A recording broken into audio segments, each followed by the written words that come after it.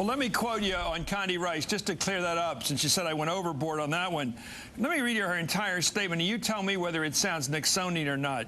In the memo you were authorized, who authorized torture, I'm sorry, not torture, I'm sorry, waterboarding, is waterboarding torture. Well, the president instructed us that nothing we would be outside of our obligations, legal obligations under the Convention Against Torture. I didn't authorize anything. I conveyed the authorization of the administration to the agency that they had policy authorization subject to the Justice Department's clearance. That's what I did. And then the question is waterboarding torture? I just said, this is her, I just said the United States was told, we were told, nothing that violates our obligations under the Convention Against Torture. And so, by definition, if it was authorized by the president, it did not violate our obligations under the Convention Against Torture. That is Nixonian, Congressman. She's saying if the president said it, it's not a violation. Wait a second. You just disagree with her answer, but it's her answer, and I don't think she went ballistic. But that's a small point. I mean, I didn't say she went ballistic. I thought you said I did. I'm just saying that she is saying that if the president says something is legal, it is. Yeah. Do you agree with that? No. So I disagree with that basic point. But, you know, I think she, the bottom line is, I think she did a great job, and I don't think she went ballistic. Okay, well, let me ask you. You don't want to engage in the blame game, but is the Republican tent too small right now? Was Specter squeezed out of his own party? Right. No, it is definitely too small. And I think, you know, we worried about things we shouldn't have. When we worried about Terry Schiavo and making that a federal issue, it defied everything that I thought Republicans believed in, which was state government, state courts, not an activist federal court. And I felt while Rome was burning, we were focused on issues we shouldn't. But I was free to express my view. Tom could express his view under a party that included both of us. And Chris was a fantastic member of Congress. And Connecticut, I don't know why, but they are they are not as good as well off as they would have been if they'd have kept him as Congress. If you remember, during the time the Republicans were in the majority, we had very small margins. We got down to a 5-vote margin at the time, and we had 30 to 50 so-called moderates.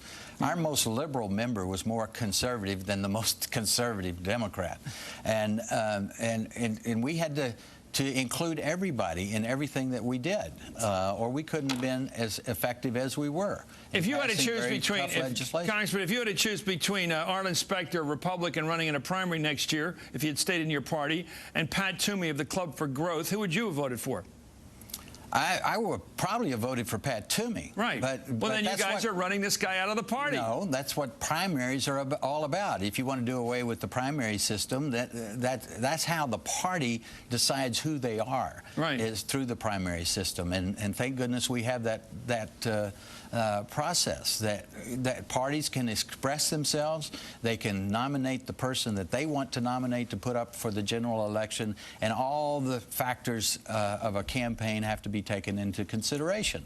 And the deal was made that Specter could become a Democrat, but they can't guarantee that Arlen Specter is going to win a Democratic primary. I mean, Chris, you could run against him and maybe you would beat him. I mean, there is a political process that will determine ultimately whether Arlen Specter returns as a senator. Well, let's talk about the Republican Party and how it's been over the years. Congressman Shays, you know, we both grew up in a country where the Northeast was pretty strong for Republican senators all those years. In fact, I think just about every Northeastern state had one or two, in many cases, two Republican senators when we were growing up. You know, you had Keating and Javits in New York. You had Heinz and you had Heinz and you had Hugh Scott in Pennsylvania, and later Schweiker, and you had Specter when he was in that fold, and then you had Saltonstall, and you had Weicker in Connecticut, and Clifford Case in New Jersey, and Aiken up in Vermont, and the whole Northeast was filled with Republican senators. Now they're all gone, pretty much. What happened? Well, I think part of what happened is people didn't like the past administration, and I think we carried, you know, what people felt about the past administration. That obviously was a factor. If Kerry had won the race a few years ago, we would probably still be a majority party, and you'd be talking about what happened to the Democratic Party. I agree with that. You think Kerry would have brought down the Democrats? Right, exactly right. As Obama's going to bring down the Democrats. You're smiling already. Absolutely. And you're convinced. I hate what's going to happen to our country over the next few months and next year. But why are you smiling then? Because it's all in the Democrats' hands. But you're chuckling at this. You have got to look. You have a happier face when you're sadistic than Sheena does, but you seem equally sadistic about this. But your description of the Northeast could be the same thing for the Democrat Party in the South. Yeah. Look, the South was totally Democrat. Texas was. There were no Republicans elected in Texas in the 1970s, and now it's all Republican. Well, let's get back to something, because I agree with something Mr. Shays said. I think it was the Shivo case, ironically, that got elected a very pro-life guy like Bobby Casey in Pennsylvania. I think it was an overreach of government authority that Republicans who are somewhat libertarian didn't like. They said, well, I'm religious. I care about life and end-of-life issues, but I don't want some U.S. Congress holding a weekend meeting with Rick Santorum playing chaplain. It got a little out of hand. It began to look like a theocracy, like the mullahs were running the country. That's what it began to. Now, you can argue. Well, you're not going to smile, but that's what it began to look like. The effort. Well, look what do you think it looked like? Mr. Shays just said it ran his kind of republicanism off the map. It put Chris Shays in a very uncomfortable position in his district, but Chris stood by his guns, and he did what he needed to do to represent his district. The whole Terry Shivo thing is we had less than a day to save a person's life that ultimately was starved to death by our government. Right. And we did what we thought we could legally do by I think it was by the family decision. Let's get that straight. It was the family decision. No, the family didn't get to decide. They wanted to take care of it. The husband decided. The husband who had already moved in with another woman. So what, the government should move in with her now? No. The government should use everything. Well, that's what the issue was. Congressman Shays, you raised the issue. I think families at some point don't like to die. They don't like their loved ones to die, but they also don't like the federal government being Big Brother. That's just my thought. Is it what mattered to you or mattered to your people?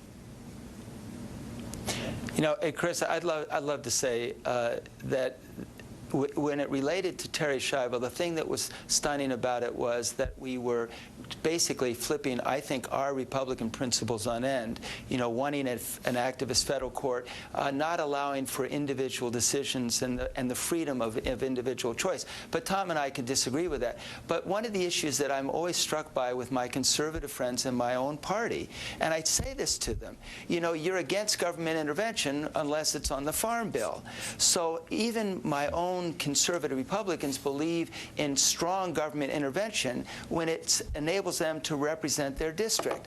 And I'm just trying to make the case that I don't have a lot of farmers. I have a lot of urban folks who need to have me respond to their needs. And so we just need to have an open, grown-up dialogue. And so don't get out of sort about what Specter did. If you don't like what Specter did, someone can run against him, and it'll sort itself out.